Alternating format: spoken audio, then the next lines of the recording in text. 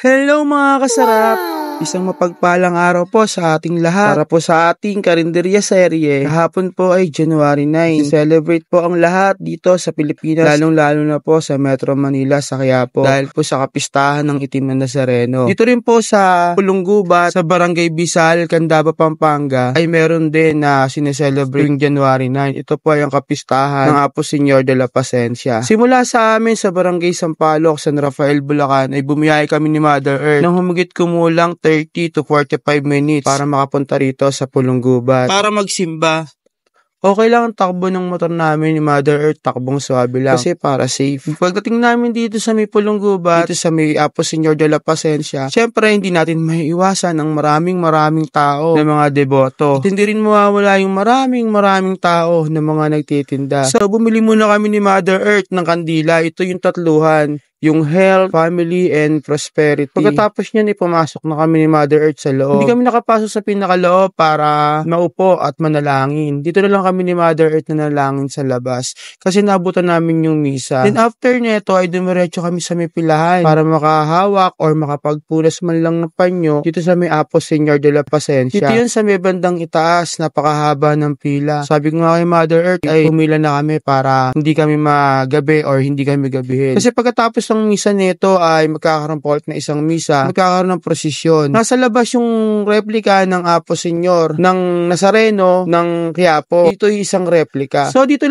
kami dumadaan mga kasarap. Bali meron yung mga bakal para hindi maiwasan yung tulakan or para ayos ang pila papunta sa taas. Ang itsura ng simbahan ng Apo Señor de la Pasencia dito sa Pulunggubat ay paiglow at sobrang ganda. Actually ang simbahan or ang bisita ng Apo Señor de la Pasencia ay nandito sa gitna ng bukid. Sa bukid siya nakatayo pero napakaraming nagsisimba at namamanata dito sa Apo Señor. At sobrang tagal na daw nito, sabi ng mga deboto. Isa nga po pala ako sa mga deboto ng Apo Señor na mahigit 20 taon na nagsisimba dito sa Apo Señor de la Pasencia. Nung nakaraang first Friday ng January ay nagsimba na kami ni Mother Earth. Pero nagsimba ulit kami ngayon dahil nga sa kapistahan. Kasabay siya ng kapistahan ng Nazareno ng Quiapo.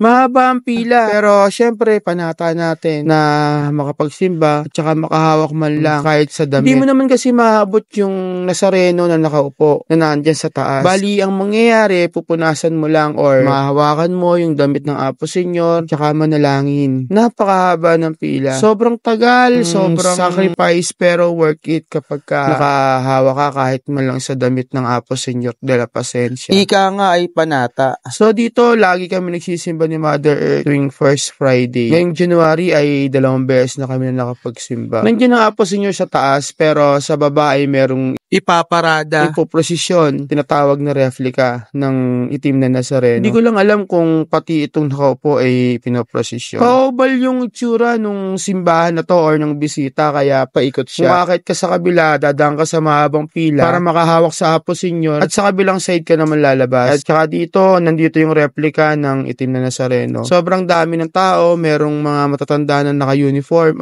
Yung naka-outfit sila na parang pangsayaw. Hindi ko alam kung anong tawag dito, parang mga Pilipiniana. Baka kasali sila sa prosesyon ng translasyon ng replika ng Apo Señor ng Nazareno, ng Itim na Nazareno. So kami lang ni Mother Earth ang nagsimba para magpasalamat. Saka hindi ako makapag-video mga kasarap kasi mahirap naman ako si Mother Earth ang mag-video. Alam nyo na, medyo may edad ng lola nyo. Diyan kami pumila, sobrang haba niyan. Kaya inaalala ko nga si Mother Earth kasi nga alam nyo naman, liko-liko yung bakal para hindi kayo magkatulakan doon, pakyat. Sa kabila kami dumaan. Natatandaan ko nung medyo nasa tin pa ako, nakapagsimba na rin ako sa Quiapo. Siguro merong 2 beses. Sobrang hirap pero worth it. Kahit hindi mo mahawakan, makita mo lang, masilayan mo lang, kahit sa malayo lang, sobrang saya na. After namin ni Mother Earth na magsimba, pauwi na kami at ang gusto daw niya i-shake. Ako naman ay ang walang kamatayang dragon fruit. So, yun lang mga kasarap. Maraming salamat. Bye-bye!